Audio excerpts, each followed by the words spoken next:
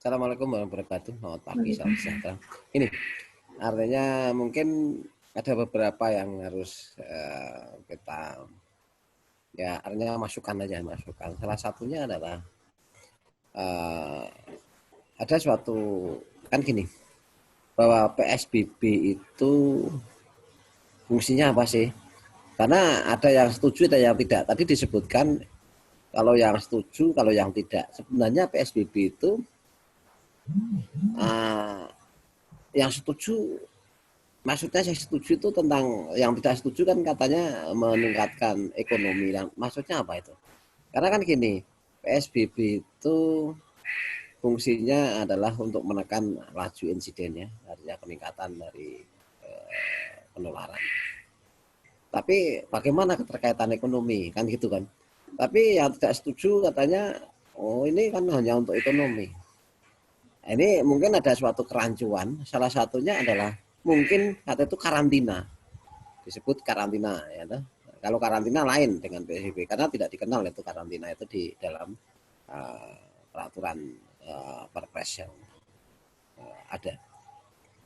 Satu. Yang kedua, mungkin ini adalah perlu bahwa ini khusus khusus kita kan ke arah pandemi COVID-19.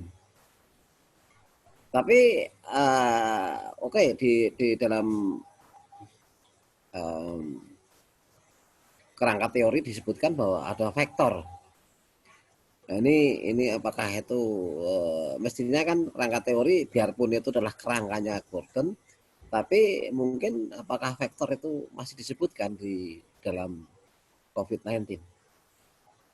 Ya, nanti mungkin perlu di apakah di anulah dikaji ulang apakah kita sudah kerangkanya pakai Gordon, tetapi di situ adalah kita membahas khusus mengenai COVID-19. Karena COVID-19 ini dari waktu ke waktu berubah terus. Bahkan sekarang ada uh, ya apakah itu sudah dilansir atau belum? Apakah itu baru di media massa? Ini berkembang ke arah airborne disease. Makanya nanti dalam penelitian ini kita anggap bahwa bukan airborne. Kalau airborne disease maka ini akan berubah total. Paling tidak itu kita merubah kerangka teorinya. Seolah itu adalah airborne disease, bukan vektor-vektor yang lain. Artinya ada variabel-variabel yang lain tentang bagaimana penyebaran penyakit. Kemudian yang berikutnya adalah manajemen kesehatan masyarakat. Ini penting ya, kebijakan protokol mulai dari WHO tingkat dunia, Kemenkes. Tapi perlu diketahui bahwa bukan hanya undang-undangnya ya sampai Kemenkes, berikutnya adalah Kemenkes nggak akan bisa jalan kalau tidak disertai dengan peraturan-peraturan lintas sektoral lain. Karena kita tahu bahwa contohnya aja kalau pasar itu di situ mau ditutup, itu yang nutup bukan dinas kesehatan, bukan Kemenkes, tapi yang nutup adalah dinas perdagangan. Artinya di sini disebutkan bahwa manajemen kesehatan itu melibatkan Kemenkes dan lain-lainnya itu disebutkan aja yang salah satunya tempat umum adalah contohnya di sekolahan itu Departemen Pendidikan dan Kebudayaan. Ya, kemudian untuk perdagangan ada Departemen Perdagangan. Untuk kantor-kantor Departemen Dalam Negeri disebutkan bahwa nantinya itu menjadi suatu lampiran-lampiran yang akan melengkapi penelitian ini. Karena tiap hari peraturan itu inherent dengan adanya suatu peraturan pemerintah yang menjadi dasar. Kemudian berikutnya untuk instruksi lintas sektoral itu salah satunya kan ada di situ gugus tugas ya, gugus tugas COVID-19 itu boleh nasional sampai ke tingkat lokal. Nah ini mungkin ada peraturan gubernur. Sehingga nanti disebutkan di situ bahwa instruksi lintas sektoral itu peraturan gubernur bagaimana. kita mungkin perlu dikaji. Dan satu hal yang mungkin perlu dipertanyakan, biarpun ada namanya PSBB itu skala besar, tapi skala kecil itu apa ada ya itu dasarnya ya, dasar untuk suatu batasan operasionalnya. Kalau yang kami tahu itu skala lokal itu, artinya bukan skala kecil. Nanti apakah nanti apakah ada dasarnya yang disebut skala kecil atau skala lokal? Kalau apa yang saya tahu adalah skala lokal RT, RW, tapi skala kecil itu kok nggak ada ya. Tapi mungkin dari penelitian ini perlu disebutkan bahwa skala kecil itu definisi operasionalnya. Dan kita tahu ya bahwa apa yang disebutkan tadi bahwa PSBB itu dikecualikan tempat-tempat yang salah satu adalah kesehatan, rumah sakit. Ada rumah sakit yang coba nanti itu rumah sakit itu saat sebelum adanya pelonggaran PSBB itu rumah sakit penurunannya adalah sangat besar sekali. Mungkin untuk kasus di nanti tanya di rumah sakit atau data-data rumah sakit, apakah terjadi penurunan antara bulan Februari sampai April atau Juni ya? Karena sampai Juni penurunannya tuh berapa persen? Kalau tidak ada penurunan, saya pikir kok karena untuk ini data ini perlu dikaji tiap rumah sakit. Rumah sakit yang mana? Kalau itu rumah sakit rujukan COVID-19 ya mungkin itu yang besar adalah penderita COVID-19, tapi di kasus-kasus yang lain mesti penurunan. Contohnya di bagaimana penurunan di poliklinik, penurunan di rawat inap, penurunan operasi. Yang mungkin yang tertinggi adalah di ICU atau rawat inap itu karena ada sebagian rumah sakit yang menutup rawat inapnya untuk penyakit lain, kemudian kondisikan untuk pasien COVID-19 termasuk ICU. Ini adalah nanti karena masyarakat sebenarnya datang ke rumah sakit itu sangat ketakutan karena adanya suatu berita yang memang apalagi di situ disebutkan ada dokter atau residen yang menderita seperti itu banyak yang membatalkan kunjungannya ke rumah sakit. Sehingga nanti ini perlu apakah dampak para rumah sakit atau di puskesmas mungkin nanti kita teliti deh fasilitas kesehatan ini. Fasilitas kesehatan ini salah satunya adalah rumah sakit tipenya ya. Kalau tipe rumah sakit tipe C itu bagaimana, rumah sakit tipe B bagaimana tipe A. Tapi kalau misalnya nanti atau puskesmas ya itu ya. Kemudian berikutnya dampak dari yang untuk pelaksanaan di skala lokal itu kan masyarakat menginterpretasikan peraturan dengan caranya sendiri, dengan budaya lokalnya sendiri. Ini mungkin juga perlu diteliti karena masyarakat DIY dengan di DKI mungkin berlainan. Ada yang memang salah satunya adalah kesiapan dari logistik ya. Karena kalau di masyarakat DIY gotong royongnya itu masih kental, sifat artinya sebagai masyarakat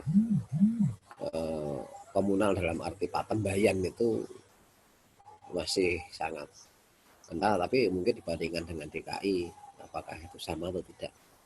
Kan ini temuan ini menjadi temuan yang menarik bahwa di DIY masih memegang lokal wisdom, kalau di kota besar seperti DKI mungkin mulai menipis. Apakah itu anggapan atau hipotesa ini benar nggak? Kalau nanti kebalikannya, nanti juga menjadi hal yang menarik juga untuk dikaji ke penelitian yang lain. Tapi saya menambahkan bahwa manajemen kesehatan masyarakat itu dimulai, karena ini kita khusus ya, ini kan khusus masa pandemi COVID-19. Ini masih harus jelas kendalanya di mana, karena ada sebagian yang manajemen kesehatan masyarakat, WHO jelas, Kemenkes jelas, tapi daerah dalam tanda kutip sendiri-sendiri. Hanya contohnya ya di media sosial banyak daerah yang satu dengan yang lain menginterpretasikan aturan ini berlainan, dan salah satunya adalah kekuatan law enforcement dari daerah. Kalau daerah tersebut makin longgar, mungkin nanti itu kebijakan itu nggak punya arti. Tapi daerah yang memang mempunyai kekuatan untuk menegakkan aturan itu menjadi salah satu ya, faktor untuk menekan. Karena protokol, peraturan tanpa ada penegakan law enforcement dengan aparatnya, sama aja itu seonggok buku yang terserak di meja dan itu nggak ada gunanya. Tapi ini adalah perlu dilakukan, benar nggak seperti itu? Bahwa aturan-aturan tinggal aturan, tapi kalau di situ tidak dilaksanakan dengan perangkatnya, dilaksanakan mungkin dengan aturannya, tapi di lapangan bagaimana? Nanti mungkin dilihat bagaimana. Karena masih terlihat masyarakat tidak mentaati aturan juga dibiarkan, yang nanti aturan biarkan. Jadi mungkin ini adalah hal yang perlu di dalam diskusikan. Apakah nanti di masyarakat itu lebih baik atau sesuai atau tidak? Ini yang sama-sama mau kita cari. Kemudian yang mungkin karena PSBB itu kan ada salah satu pembatasan kegiatan keagamaan ya. Ada masyarakat memang taat dengan ajakan MUI, tapi ada masyarakat yang dalam arti tanda kutip kurang mentaati aturan MUI, dia mentaati para pemuka agama lokal, sehingga ini menjadi sebaran yang ini. Selain juga tempat-tempat usaha, bahwa tempat usaha itu lebih diutamakan daripada dia kesehatan. Ini ya karena masih belum ada karena mungkin yang menjadi masyarakat yang masyarakat sudah mentaati peraturan itu mungkin ada anggota keluarga atau tetangganya yang terkena. Tapi kalau di situ dia masyarakat yang jauh tidak terkena apa-apa, dia seperti nggak ada apa-apanya. Ini yang perlu dikaji juga, karena kelihatannya faktor ekonomi ini menjadi alasan utama masyarakat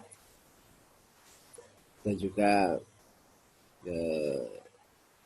mungkin bagian pemerintah. Tapi kalau nantinya itu betul yang menjadi ekonomi alasan utamanya, kemudian mengesampingkan keselamatan kesehatan, keselamatan jiwanya, ini juga menjadi pertanyaan. Dan mungkin ini menjadi suatu penelitian yang yang lain. Salah satunya adalah apakah ini berkaitan dengan pola pendidikan dan yang lain. Tapi prinsipnya adalah penelitian ini diharapkan memberikan suatu masukan bahwa aturan ditegakkan mungkin ya, atau mungkin salah satunya adalah apakah benar PSBB ini menurunkan ekonomi, menurunkan salah satunya kunjungan rumah sakit, kunjungan di fasilitas kesehatan, atau sebaliknya. Mungkin dari saya, dikit aja Mas Budi.